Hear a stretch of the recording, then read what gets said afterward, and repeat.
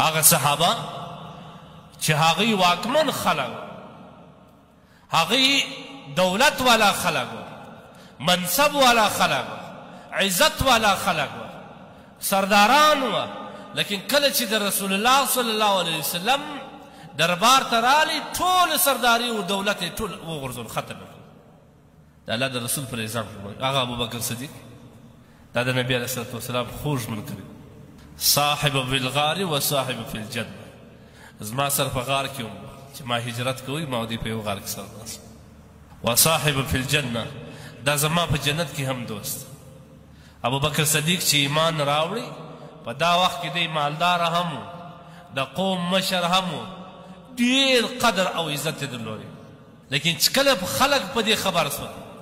تربور په دې خبر سو چې ابوبکر ایمان راوړی دی بیا د ابوبکر هغه عزت پاتې نه هغوی د اسلام دپاره عزت وغورځوي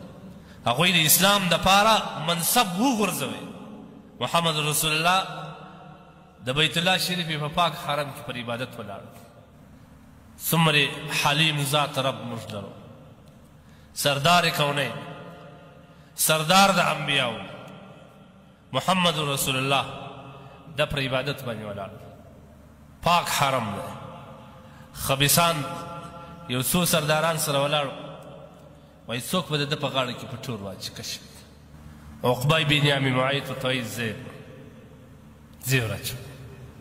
نبی علیه الصلاه والسلام چې کله په عبادت ودرېدی دې ظالم پټور وغورځي په دا غاړه واچي ویې پیچي دومره کل پې وپیچي تر مبارکه غاړه کې اثرات پیدا سو ابوبکر صدیق د اوه ځایه څه ورته وکتل ورته راویې ځغسته محمد رسول الله صلی الله علیه وسلم باندې لاسونه اتقتلون رجلا ان یقول ربی الله ظالمانو ناترسو خبیثانو هغه سړی چې هغه وایي الله یو دی زه د الله رسول یم تاسو په دې خبره وژنه شرم نه درته راځي د خدایه نه بیریږي د دا پاک مقدس ځای نه بیریږي دوی چې ده ته وکړل چې اوه دا خو دی پر دی یې راواچي ابوبکر صدیق رضی الله عنه یې دومرې ووالي چې پر هغه ځای باندې بېهوش کله چې په زولۍ کې کور ته راوړ ابوبکر صدیق رضی الله تعالی عنه په هوش کې راغی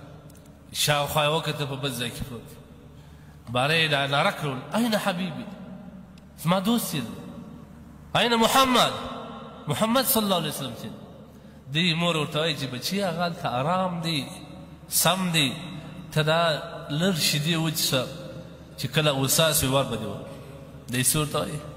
نه پر ما به د هغه ساعته شی حرام وي چې در څو ما د ده مبارک سترګې لیدلی دی د بېهوشي سره پوت بیا یې مور ورته وویل ته اوس څه وایې هغه سم دی ته لږ ځان برابر که تا به ورولو نه دغه مینه بیا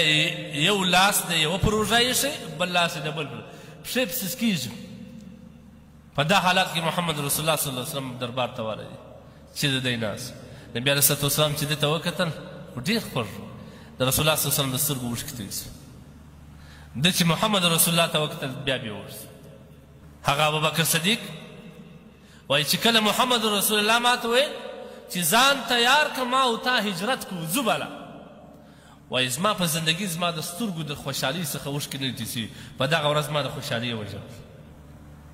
اوس به سړی خوابدی وایي زه عزت والا سړی یم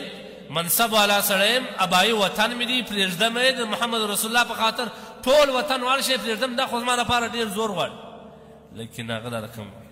هغوی ته د محمد رسول الله پر دنیا د دا تسبیح حیثیت نه دی وایي چې کله یې پر ما غږ وکړي چې زه ما او تا په هجرت باندې زما د خوشحالۍ زما د سترګو اوښکې توی سوي هغه د هجرت واقعه ډېر د څه و د دې خلکو اصل مقصد آخرت دنیا مقصد نه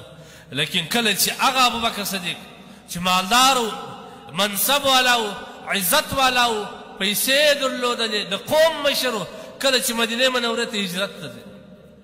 هلته دغه حالت ته رارسېږي غرمه ټکنه غرمه ده سره غرمه ده کور کې وایي شی شته چې وخورم هغه یو شی نشته